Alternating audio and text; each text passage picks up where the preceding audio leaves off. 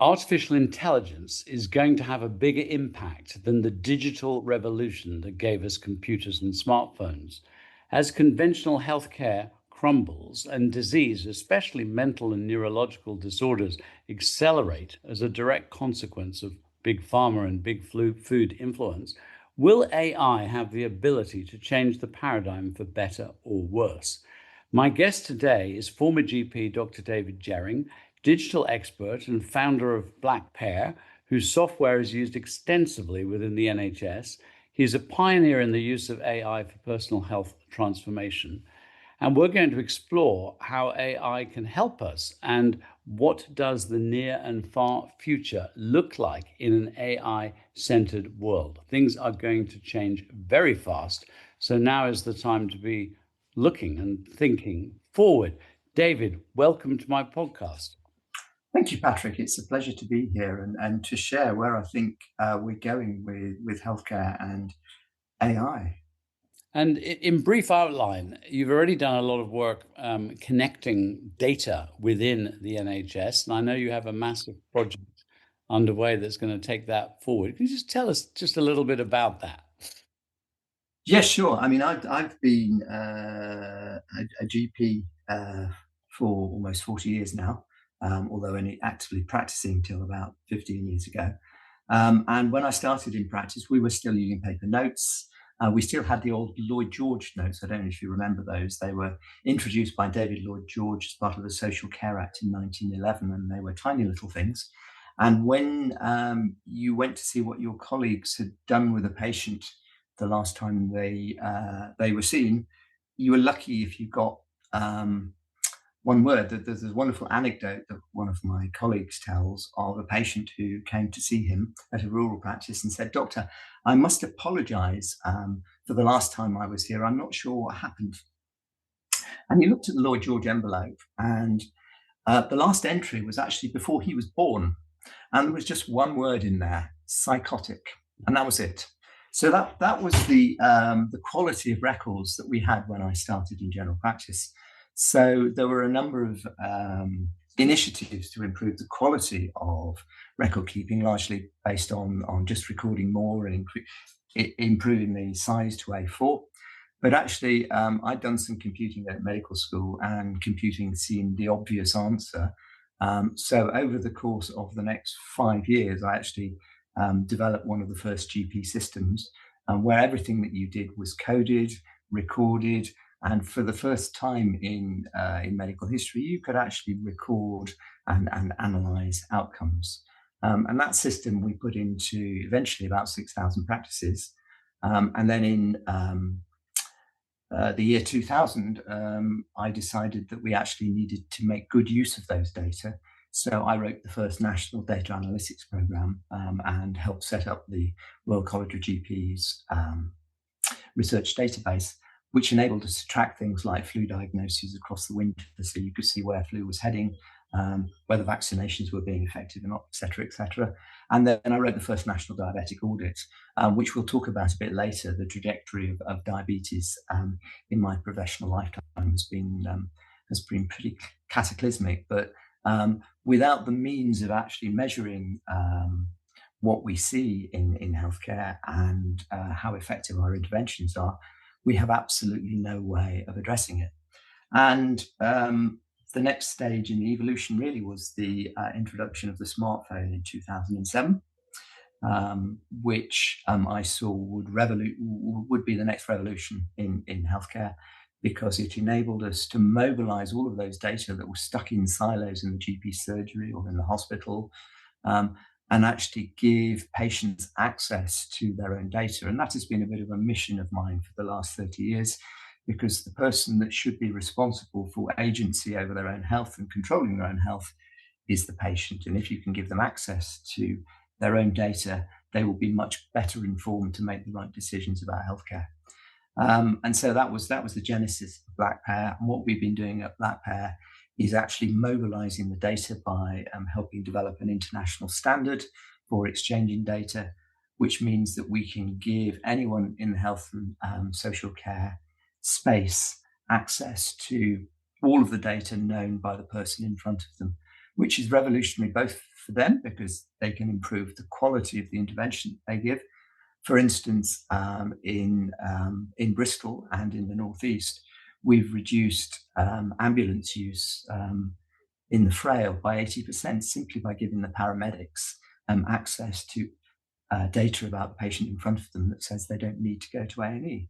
And with end-of-life care, a tragic but necessary use of resource for patients to share how they want to be cared for in the last days of their life.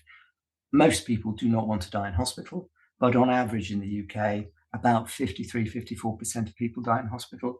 Well, in the areas where we're able to share their data with everybody, so that if, for instance, somebody is called to a collapse of one of these patients, they don't immediately rush to A&E for a resuscitation that they don't want. They're actually able to see their choices, and if they don't want resuscitating, they stay at home. And we've reduced that 53% down to 14%.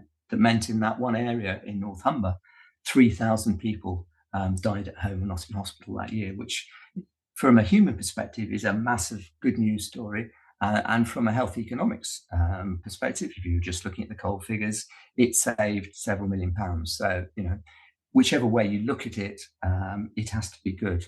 And so AI is the next logical step on this journey, because what you're doing is you're taking all of those data and then you're adding in personal health metrics from the patient, feeding it into a model that knows everything about the patient, clearly entirely private, confidential, so this isn't shared out widely, but it enables a personal health coach to provide the right advice to the patient.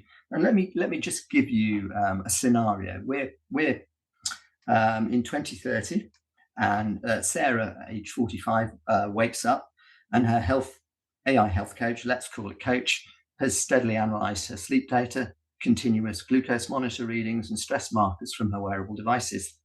Coach: good morning, Sarah. Your glucose stayed stable overnight, but I noticed elevated stress hormones. Remember, you have that important presentation today. Based on your genetic profile, you're a slow caffeine metabolizer. I'd suggest green tea instead of coffee this morning. And let's do that 5-minute breathing exercise we practiced. So Sarah isn't dependent on coach. She's learned over months that her ancient uricase gene mutation means she's particularly sensitive to stress-induced glucose spikes. But coach helps her to apply this self-knowledge. Come breakfast time, coach, you're considering the granola, but remember what happened last Tuesday? Your glucose spiked to 8.2 millimoles per litre, and you felt tired by 10 a.m. Based on your metabolic type, the eggs with avocado will keep you stable until lunch. Your choice, but I'll track either way so you can see the patterns. This isn't nagging, it's Sarah using AI to understand her own body's responses. She's learnt to be her own metabolic detective. Workday, preventive interaction. So at 2 p.m, coach notices Sarah's glucose trending upwards and her heart rate variability dropping.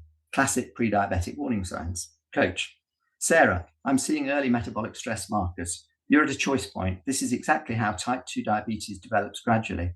A 10-minute walk now will reset your system. Want me to find a good route from your office? Sarah takes the walk, not because she's told to, but because she understands the biology and has chosen to be proactive. Afternoon, cognitive health integration. At 4 p.m, coach integrates multiple data streams: Sarah's cognitive assessment scores, social calendar analysis, and family history. Her grandmother had Alzheimer's. Coach: Sarah, I've been tracking your cognitive health markers alongside your metabolic data. Your recent cognitive tests show excellent processing speed, but I'm noticing a pattern. Your social interaction has dropped 40% since working from home started. Combined with your family history and that chronic stress we're managing, this increases your dementia risk. Here's what's interesting. Your brain performs 15% better on tasks after you've had meaningful social interaction. Your metabolic markers are also more stable on days when you connect with others. 2 of your friends, Emma and David, are free for coffee tomorrow. What if we make social connection as much a priority as your morning walk? Sarah realizes she's been treating social interaction as optional, not understanding it's as important as her brain health as exercise is to her body. Evening, community and learning. Sarah meets Emma and David for dinner. A choice she now understands is healthcare, not just socializing. Coach: excellent metabolic and cognitive day. You stayed in your optimal glucose range 89% of the time, and your cognitive performance after socializing was your best this week. Your progress is inspiring others in your health community. 3 people tried your breakfast combination today, and Emma just started tracking her social connections too. Want to share what you learned about the metabolism brain connection? Sarah contributes to a community of people learning to coach themselves, sharing insights about both physical and cognitive health. So these are the key transformation that this is giving. It's going from reactive to predictive. AI spots patterns weeks before clinical symptoms appears. Interventions happen at the choice point before damage occurs. Sarah prevents type 2 diabetes and cognitive decline rather than managing them later. Recognizes that social isolation and family history and chronic stress are important dementia risks.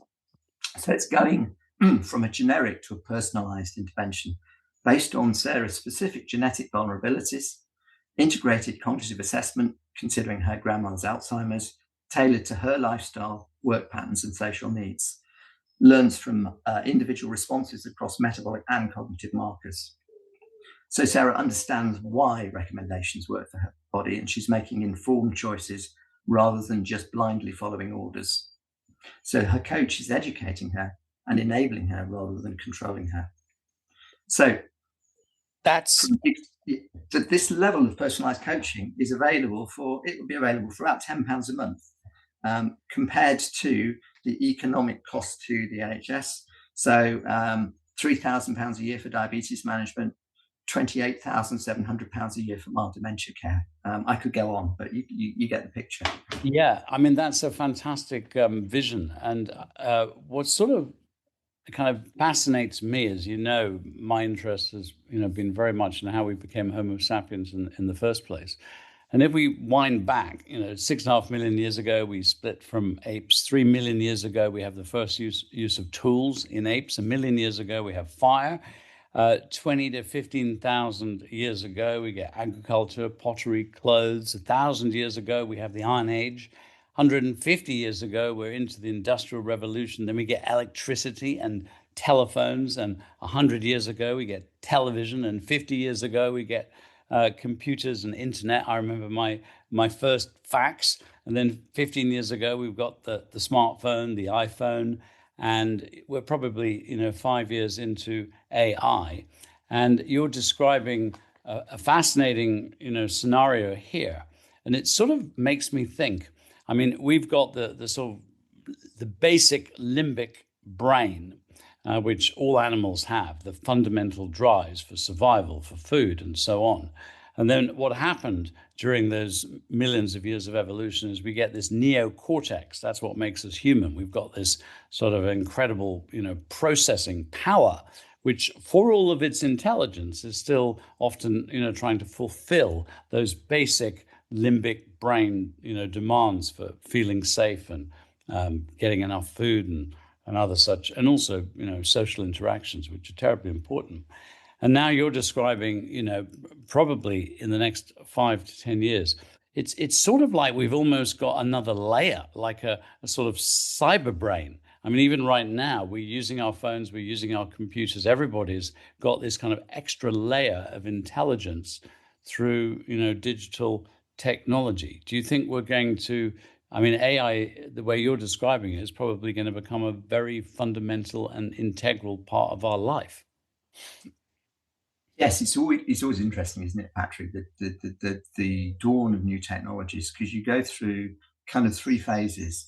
You go through the wow phase. You remember the internet? We all thought it was going to change everything, and then we had the dot-com boom and bust because people don't quite know how to use it, and then there's a lot of hype, and then it kind of goes into abeyance, and then people actually understand how to really use it, and it shoots off.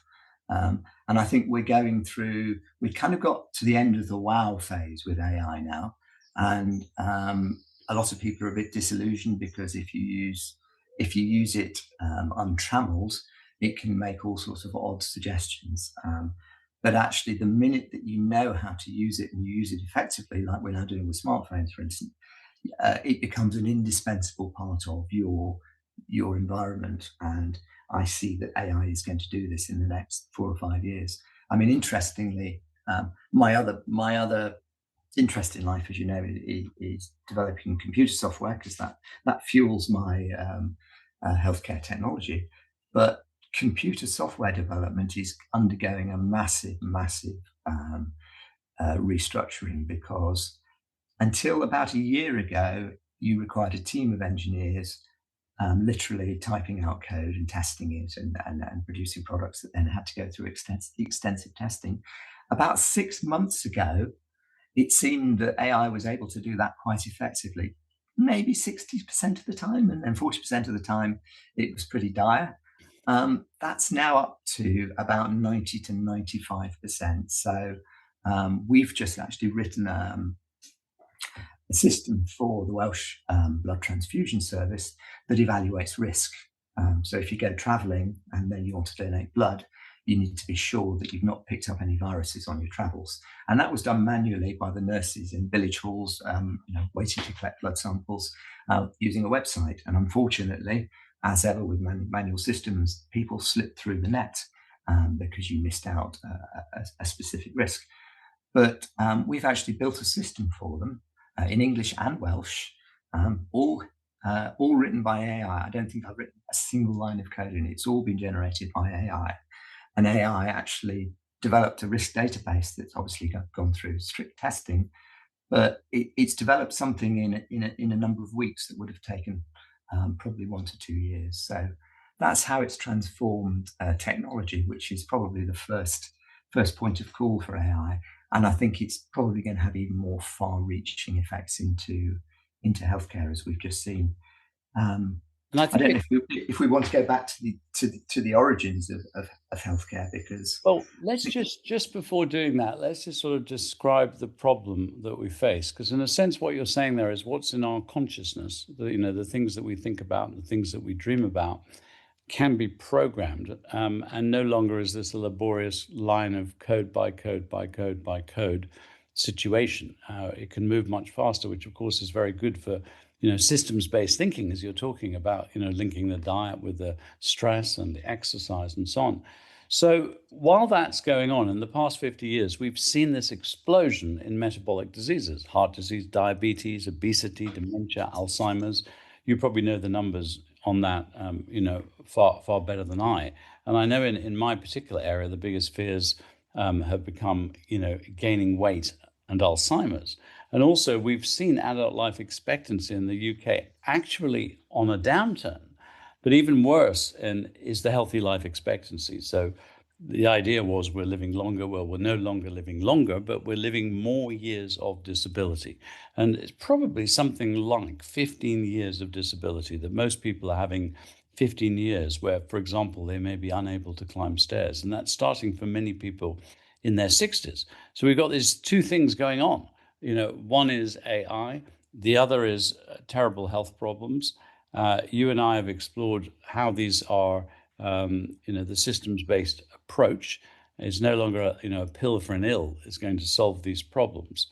So yeah, how do we turn this around? How is AI going to be able to help unravel this sort of metabolic health disaster that's happening really all over the world, but particularly in the Western world? yeah, I mean, it's a really good point, Patrick. When I qualified in 1982, type 2 diabetics were less than 1% of the population. By 1996, it was up to 1.4 million people, which is 2.8% of the population. In 2024, in the UK, there are probably, we know about 4 million. There are probably about 5 million because we lost sight of them. I mean, ironically, that first audit program I wrote back in 2000 was designed to pick up people with undiagnosed type 2 diabetes. And the first practice I put it in, we found 120. So I probably saved more lives in that one day than I had done in the previous, 15 years at the consulting room coalface. But that's a sevenfold increase in my professional lifetime. And there's similar stories for obesity, dementia, and healthy life expectancy, as you've said. And the reason for this, if we go back to your breakdown of human history, of course, the two things that you will be well aware of as a nutritional therapist is that 61 million years ago, we lost, or rather the dry-nosed apes lost the ability to synthesize vitamin C. And 15 million years ago, the Miocene ape, another one of our ancestors, lost the ability to break down uric acid. Both gave our ancestors the ability to survive food shortages, but now they're both killing us in our processed food environment. And that's part of the problem, is we're now living in an environment that we weren't adapted for. And this is what we need to try and address, because unless we address it at the root cause, which is actually teaching people how to manage their own health and nutrition, it will continue to get worse. You cannot drug your way out of this. So if you remember my presentation at the recent PHC conference, I was talking about our current approaches. Our current approaches are twofold. We can either give drugs, these GLP-1 antagonists, which are the great knight in shining armor, but they're very expensive. They cost typically £200 to £300 a month per patient. They're currently limited to 2 years on the NHS, although I'm pretty confident that the drug companies will get that extended. But they're not a fix. All they're doing is that they're putting a finger over a hole in the pipe, and the minute you take that finger away, you're back where you started. The other option that some more enlightened health communities are using is health coaching, which is great and it's effective. We know in our own TLC lifestyle club in the PHC that it's an effective way of teaching people how to manage their own health and reverse both pre-diabetes and diabetes, but it's very expensive. Typically, I come back to Somerset. Somerset is an area that we provide the entire integrated record for at Blackpear, so I know it quite well. And in Somerset, there are 30,000 type 2 diabetics. I'll say that again, 30,000. You can't possibly get health coaches to that. It would require 300 health coaches, and that's at a cost of £7 million a year. So whilst it's a laudable approach, it's just not scalable. So you need to look for a scalable approach. And until recently, we've not had one, because apps are great, but they're not flexible. So they will give the same advice to a 75-year-old diabetic as they will to a 35-year-old pre-diabetic, and they need very different handling. And some people like exercise, some people are vegans, some people are carnivore, some people are omnivore, and you need to be able to tailor the advice to the person that is using the app. And AI provides us at last with the technology to do that. And so, I'm starting, as I've done in the last 3 healthcare revolutions, with a blank slate, working out the best way to use these technologies. And we're going to be making a start with PHC Elevate, hopefully to provide that tailored interactive. And I'm pretty confident that we will start making a reasonable effect on those statistics. But what you do, you're starting a process, you're starting a journey. So every version you produce, you interact with people, you get that feedback, and you continue to improve it. And this journey is going to take us years, if not decades, in order to get it absolutely right. But I'm very confident that using this technology, we can reverse this horrendous epidemic of metabolic disease. I remember in 1980, I had a very important meeting with Geoffrey Cannon. Geoffrey Cannon was a journalist. He wrote Dieting Makes You Fat and The Food Scandal and Superbugs and many other fascinating areas of work. And Dr. Stephen Davies, who was the first nutritional medicine doctor, an author of the book or co-author, Nutritional Medicine. And we were talking about the future. And Stephen said, this nutritional medicine, it is medicine, it's evidence-based medicine, and therefore it should be done by doctors and it should be, taught in medical school. And Geoffrey Cannon said nothing is going to change until we change the governments and we change the system, so to speak. And he went off to do that and did some incredible work in cancer and nutrition with some of the major organizations and institutes. And Dr. Stephen Davies tried, to get this approach sort of taken seriously in medicine. And I had a different approach. I said, I think that we are going to need to create a new profession, nutritional therapy. We need to create experts who can work with doctors, because I don't think doctors are going to have the time to really focus, on the nutrition in the way that they should. So if they could know about it, but have an expert, that would be great. And off we went. And several years later, we met, and Stephen Davies had not really got as far as he would like to have got. And Geoffrey Cannon said, actually, the governments are controlled by the multinationals. And we're talking here about, big food and big pharma. And, he effectively, drew a blank. Maybe in some small countries you can make a difference.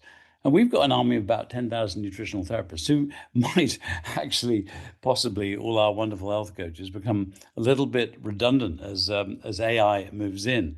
So, that's kind of the history. How do you deliver personalized lifestyle, nutrition, exercise, psychological intervention on a major scale in a way that actually causes behavior change? That's the issue.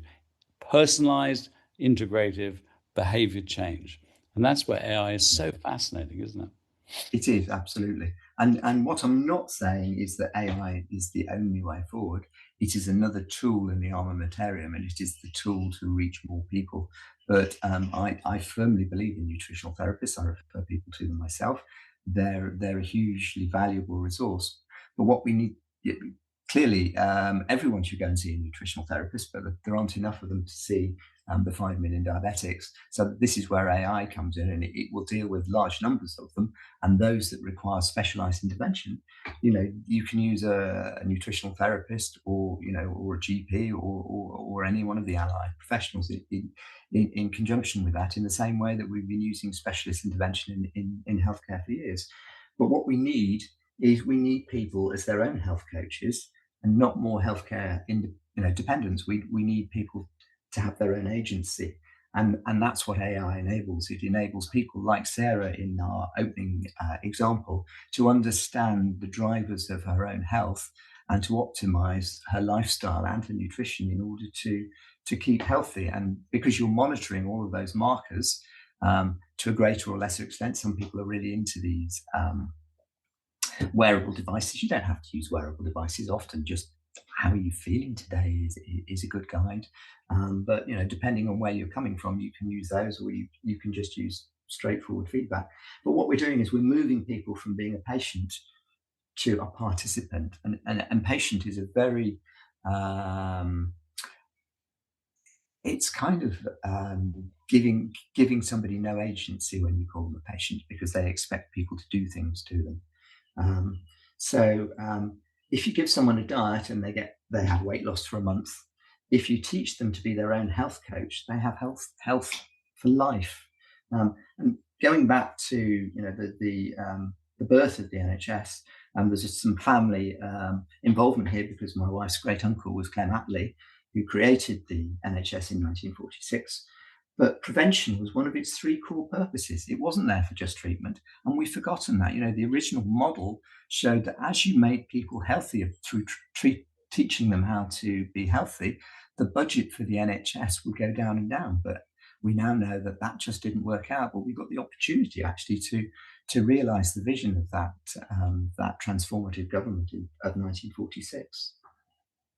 Yeah, if I go to my local practice in London, number one, it's just a digital bureaucratic nightmare. I can never see the same person. And I have to sort of go through the digital channels and book in and talk to someone, etc. It's become so phenomenally depersonalized. And that wasn't really the intention. I do believe that wasn't the original intention of the National Health Service, to create this sort of, drug dispensing machine. So, and last night I was actually at the House of Commons, hearing a fantastic talk by Vivek Murthy, who's the U.S. Surgeon General from 2015 up to 2025. And he was talking again about how we really need to, get personal. The people are their own health coaches, and we need to interact. So how do we get this machine of the NHS that just costs more and more and more every year? I'm not sure how. The NHS cost is just about 200 billion now. When I was born, it was 20 billion. So it's actually costing us, is this right, about 3,500 per person per year? Exactly. Yeah, it's gone from 3.5% to 7% of GDP, which and it's heading for 10%. And if you look at the US, it's even worse. And I can't remember the figure, but something like 2080, actually, the US healthcare is going to be costing more than the entire US economy produces. So it's not a sustainable trajectory, that's for sure. And I was recently in China, and there they've got 300 million people over 60, and their cost for dementia alone is going to be over £1 trillion. I mean, this is sort of half our GDP or something. Massive if we don't do something. So how do we turn this sort of megalithic beast, the NHS, which I sometimes describe as the fastest growing failing business in Britain, how do we turn it round and bring it back to its core principles of empowering people? It's a good question. So this is my strategy for better or worse. You have to look at the drivers. So clearly, the maladapted drivers are, as you mentioned, the pharmaceutical industry. And sad as it is to say, I long ago reached the conclusion that their incentive is to produce drugs that people need forever, rather than producing drugs that make people better, because that's a better business model for their shareholders. So you're not going to get that from the pharmaceutical industry. However, the NHS itself, there are some enlightened managers that now see that this cost escalation is not sustainable. And with the Elevate program that we're now starting to talk about, literally 2 days ago, I had engagement from a healthcare consultant. There's a report that came that was produced by McKinsey, probably one of the largest healthcare consultancies in the world, saying the only way out of this is actually intelligent health coaching. So the smart people are starting to realize this. And this healthcare consultant wants to set up a pilot with 3 integrated care boards. So an integrated care board are the boards that provide all of the services for a locality. So, for instance, Somerset or Worcestershire or North Tyne are all integrated care boards. And he wants to see how we can get funding to put an AI health coach into 3 ICBs. And I'm talking with a good friend of mine, Dr. David What's an Stables. ICB? It's an integrated care board. So you need to be an NHS watcher, because what happens in the NHS is that every 5 or 6 years, they change the name of all of the governing authorities. They're largely the same people doing the same thing, but they just have a different name. And the current iteration is called an ICB. So if you engage with an ICB that typically will cover up to, the London ones can cover several million patients, but the smaller ones, 1 or 2 million patients. So we're looking at a population of several million, and actually introducing AI in a controlled way, so we make sure that it's effective in the pilot, etc., etc. But where we can make a difference is that I have many connections in my life in healthcare IT, and a good friend of mine, Dr. David Stables, who founded EMIS, which is one of the largest GP systems in the UK. David has now retired from EMIS, but he's a philanthropist, and he runs probably one of the biggest data analytics platforms in the UK, if not the world, called Endeavour Health. He monitors the health of all 10 million people in London, for instance. And David is going to help us to actually monitor the implementation of this. So what you do is you implement your intervention, and then you measure how effectively it's working. And it's not difficult to work out how we're going to do that. How many type 2 diabetics have you got? What's the mean HbA1c in your population? What's the average blood pressure? All of those endpoints of metabolic syndrome we should see coming down. And if we do that, we know we're on the right track. And it's a question of tuning the model until we're getting an optimum response. And not just using AI, working out how we can use targeted interventions, such as the PHC Liberate program, which is addressing the very important and real problem of food addiction to those people that have food addiction that needs coaching to help them with. And by having a coherent health strategy addressing all of those issues, you should be able to see the tide turning. And that is very much my hope. Yes, and food for the brain, where we're collecting a lot of data on people's cognitive function tests and their behaviors.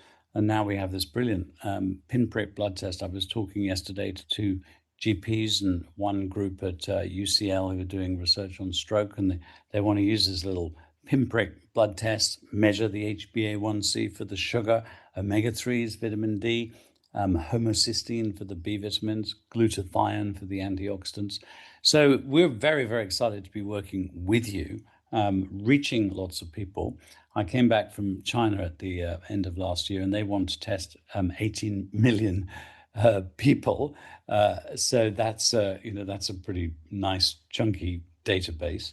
But you mentioned the food addiction. So one of the drag factors, big pharma, we've spoken a little bit about that. But the other drag factor really is big food.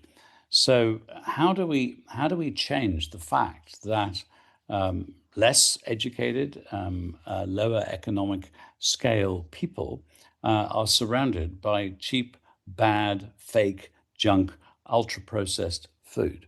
How are we going to change the supply problem in relation to food?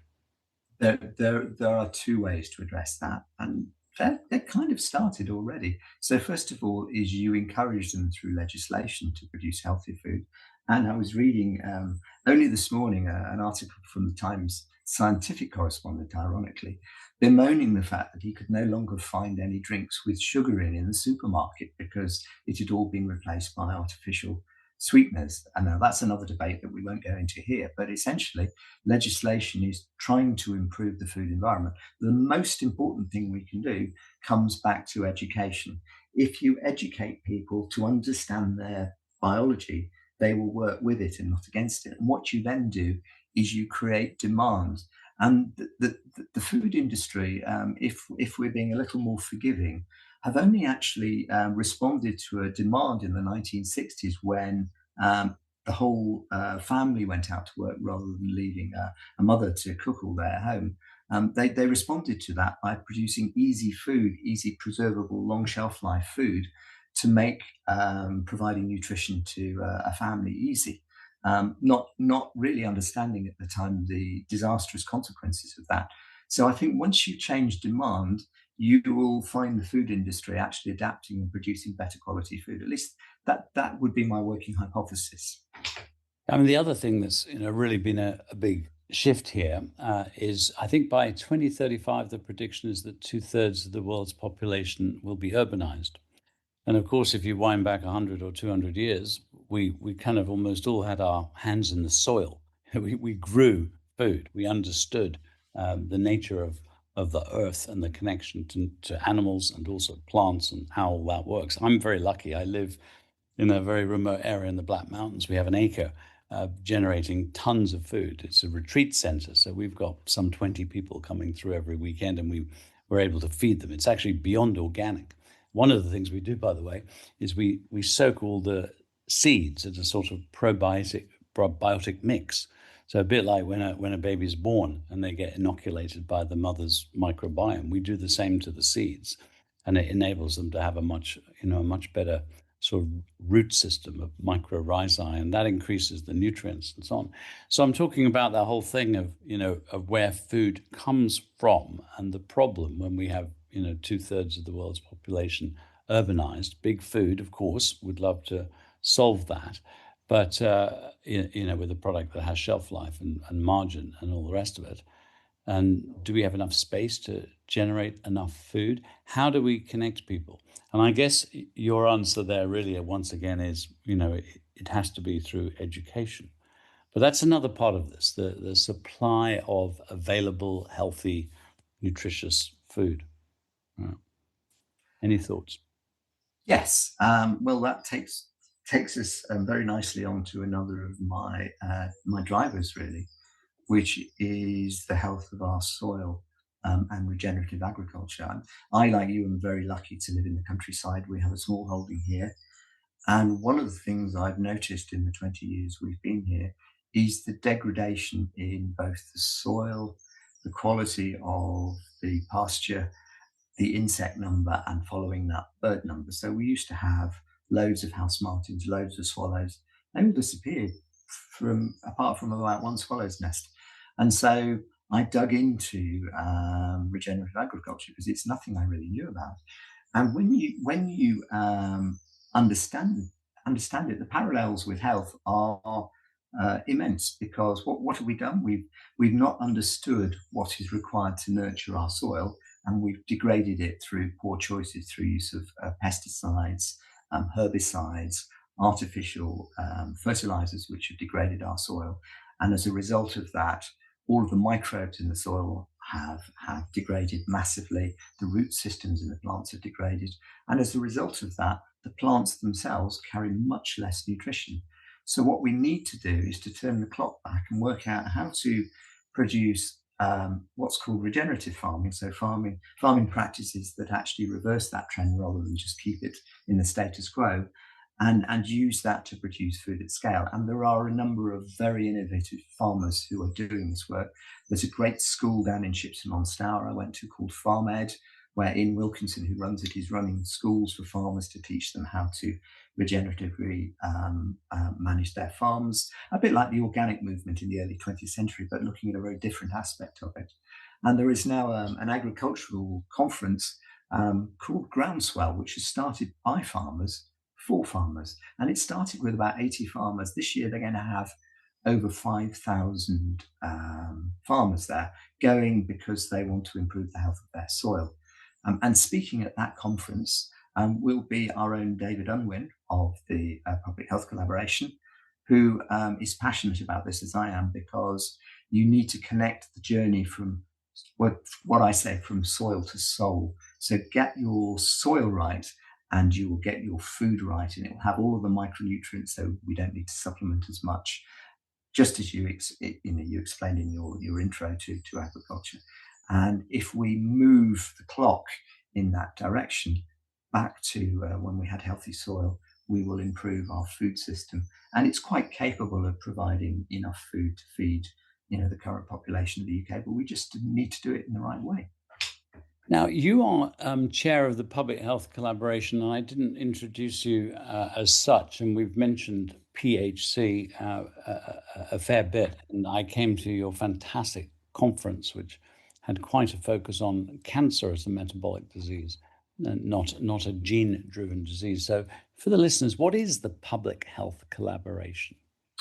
Okay, so the Public Health Collaboration is a charity that was set up 9 years ago by a very enterprising personal trainer called Sam Feltham, in conjunction with some smart doctors like Dr. David Unwin, who's the Royal College of GP's diabetic expert, looking at how we could... I interviewed David on an earlier podcast. For those, a very good one to listen to too. Yeah, he's such a great guy, and he's reversed 152. It changes every time I see him. 152 of his diabetics. And interestingly, if you talk to David, he was taught by a patient. So he was getting a bit disillusioned, like a lot of GPs in general practice. And one day, a lady came in to see him who he didn't recognize because she was just looking so healthy. And she said, "Dr. Unwin, why didn't you tell me you could reverse diabetes?" And he said, "I didn't know you could." And that started David on a journey, and now he is one of the foremost metabolic health doctors on the planet. And David, on the basis of this, helped to start the PHC, and the mission of the PHC is to improve the metabolic health of everybody in the UK. And essentially, I think we were all a bit disillusioned with what was called Public Health England at the time, because Public Health England just seemed to be a voice for the pharmaceutical industry rather than looking at genuine ways of improving people's health. So we envisaged the Public Health Collaboration as being the go-to place for anybody that wanted advice about their health. And that's essentially what our mission is. And that's why we have the various programs to the Lifestyle Club, which I mentioned, which is coaching for people with pre-diabetes and diabetes, which won a Health Service Journal award last year and is fully Quizmet approved by the NHS, so that we sell that into a number of NHS trusts. We have Liberate, which is our food addiction program, which is dealing with people with intractable food addiction. And if you put somebody in a functional MRI scanner with food addiction and you give them, a lump of white chocolate, you will see their brain light up like a Christmas tree, because it has exactly the same effect on dopamine as crack cocaine. And not, unfortunately, the conventional health system still doesn't recognise this. David's wife Jen has been at the forefront of trying to get food addiction recognised by the World Health Organization as a thing. And I'm sure she will, but at the moment it's still not in the disease classifications as actually an official diagnosis.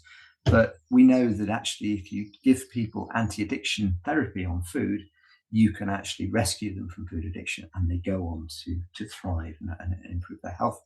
We have a program where we go into schools. It's actually being piloted at the Royal Grammar School in Worcester, just down the road from me here. And it's very effective at actually teaching children, which is where you should start, the right food choices. And so yes, these and we have real food runners as well, which is taking people with metabolic health and teaching them the value of exercise. So PhD is a good group of people trying to do the right thing for metabolic health. Yeah, you've gone from a few dozen switch-on doctors to reaching thousands now. It's just fantastic. Yes, it's a movement, and this is what we're planning to do. And we're all part of this movement. I had a lovely meeting with John, the Chief Medical Officer of Swiss Re. Swiss Re are the insurers of the health insurers. So, if you think of, I mean, governments are really no different. They're looking at the whole issue of, how do we manage people's health and what does it cost? But if you're paying private health insurance, I don't know, £50 a month, £100 a month, whatever you pay, the problem the health insurers have is that if people are not living longer, healthier, in other words, more years, more months of income, but actually they're starting to cost a lot of money through their disability and reducing life expectancy, then the health insurers kind of go bust. They've got more expenditure than income. So the health insurance world are also very, very focused on how do we turn health around, because if we don't turn health around, the economics of it will be a total disaster.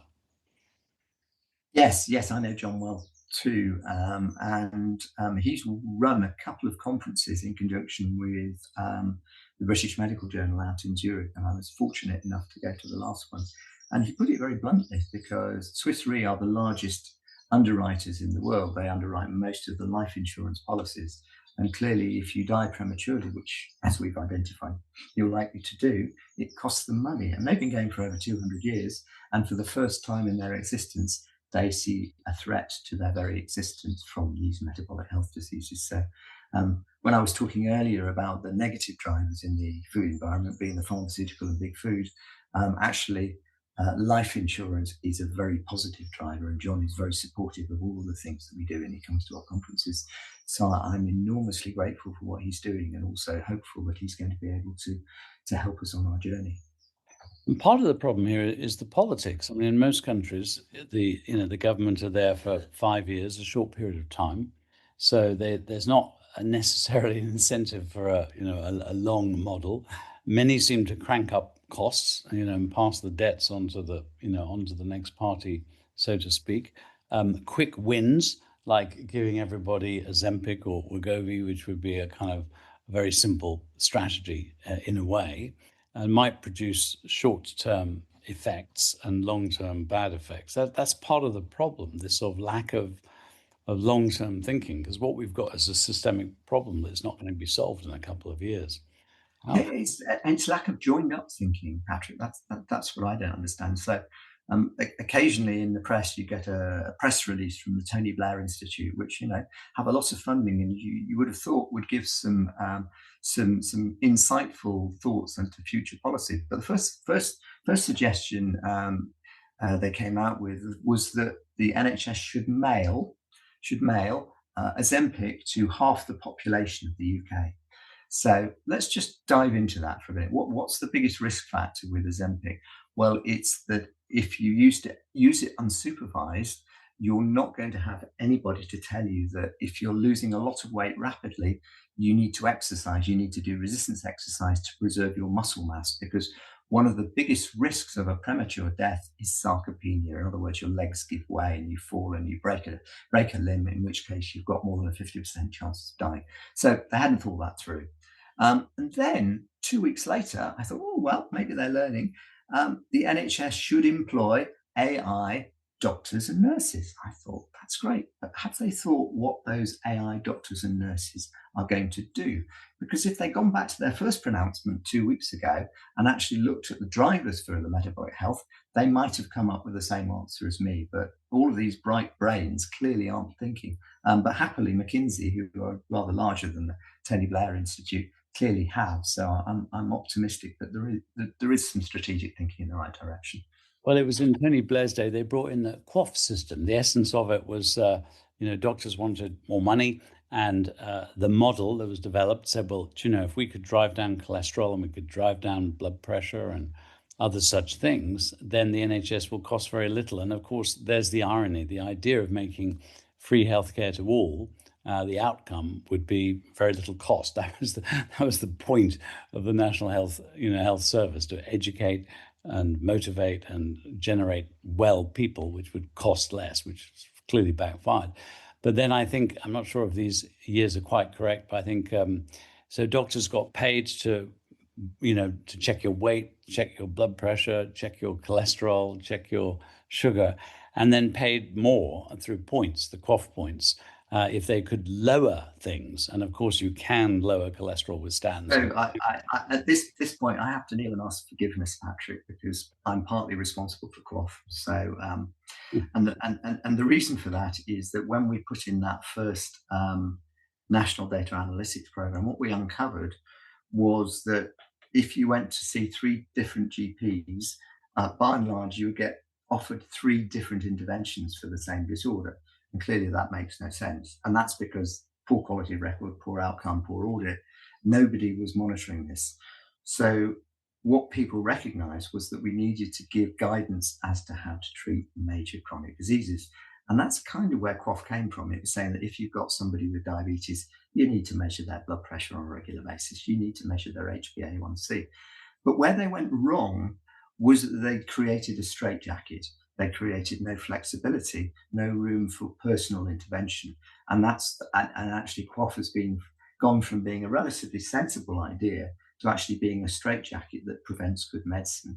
And also, one of the big problems in general practice now is if you talk to the current generation of GPs, they're not motivated because they feel they have no choice in what they do. Essentially, somebody comes in front of them, they start up their computer system, they feed in what's in front of them, and the computer system tells them what they need to do. And that's not medicine. That wasn't my vision when I created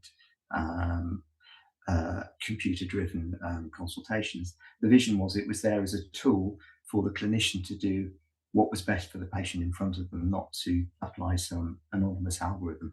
And this is where I think AI can help. In other words, it will give some degree of flexibility, and we can dial back what QOF has become, because it is not the way to treat people. But it was started with good intention, but has ended up as a bit of a disaster area. And interestingly, it's not only this country, but I was at a conference last week, a brilliant conference called Keto Live, run by a German lady who had her type 2 diabetes reversed by a ketogenic diet. And so now she gets some of the brightest and best metabolic health doctors out to St. Moritz for a conference once a year. And I was talking to a Norwegian GP who's practices in a beautiful little town on the coast of Norway, nothing between her and America. But she wants to retire because she finds no joy in general practice anymore, because it's all about actually feeding the algorithms and not about personal medicine anymore. And that's what we need to reverse. So just to wrap up, our hope is that AI will provide the tools to empower people, no longer patients, but people, to take charge of their own health, giving them feedback on their own measures and their own behaviors, to encourage them towards health and metabolic health. And I hear from everything you're saying that you are optimistic about the future in that way. Yes, I think again, sort of key points I want to share is we need to move from patient to participant. We need citizens to actively participate in their own healthcare. We need them to own their own healthcare record and be responsible for their own health rather than feel that they're beholden to some third party to issue health to them. And the solutions are already out there. We're developing them. We just need the will to implement them and to give empowerment-based approaches at population scale instead of creating more healthcare dependence. And that's kind of where it is. Fantastic. And that's our mission at foodforthebrain.org on the mental health front. For those who wish to check out the public health collaboration, David, what is the website?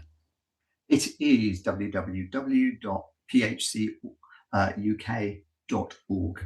phcuk.org. Yeah. David, thank you very much for your enlightening journey into the future of personalized, empowering medicine. You're very welcome.